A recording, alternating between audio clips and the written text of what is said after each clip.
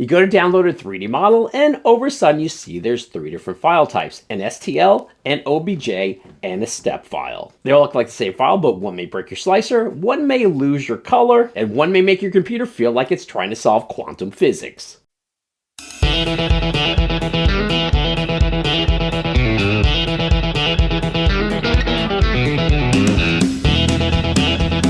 Today we're breaking down what all 3 of these files are, when you should use them, and which one is secretly the most powerful that makers ignore. I'm Brian DeLuca, and this is Maker Build It, where we turn curiosity into cool projects, so now may be the perfect time to subscribe. So let's start with the king of 3D printing files, the STL.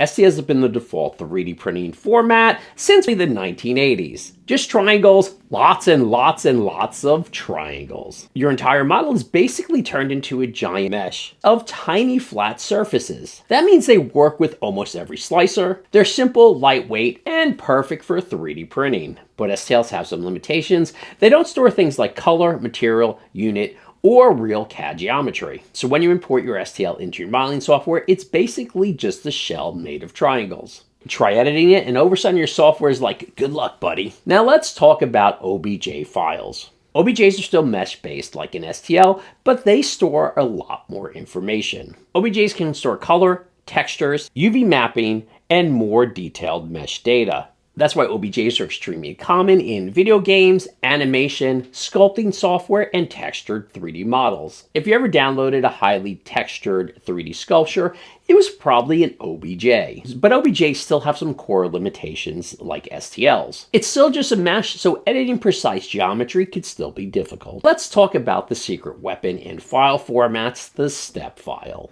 STEP stands for Standard for the Exchange of Product Model Data, which sounds completely boring, but step files are extremely powerful. Unlike STLs and OBJs, step files actually store CAD geometry, which means they understand things like exact dimensions, real circles, solid bodies, and parametric surfaces. Instead of triangles, step files know things like something's actually a perfect cylinder. That makes step files amazing for engineering, product design, modification of mechanical parts, and manufacturing. And if you import a step file into something like Fusion or SolidWorks, you can actually modify the model as if it was designed in that software. So what does all this really mean, and why should it matter? When you download models online, STLs are easy to print, OBJ files are great for artistic models, and step files are great if you need to modify something. So if you're doing things like trying to modify a hole size, adjust tolerance, or modify mechanical parts, you want a step file whenever possible. Because modifying an STL could feel like trying to sculpt a statue with only sandpaper. Let's look at a quick breakdown between these different file types. STLs are best for printing, while OBJs are best for sculpting and texture, and step files are great for engineering or CAD software.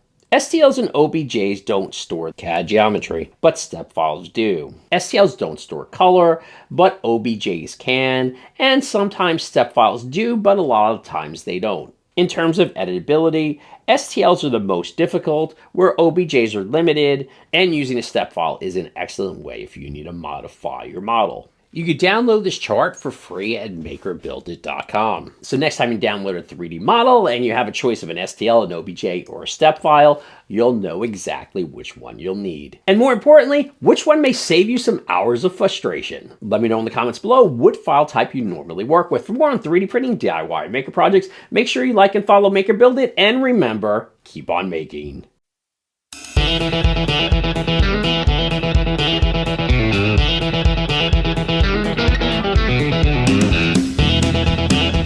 Oh, and remember, a great print doesn't start in the printer, it starts with the right file.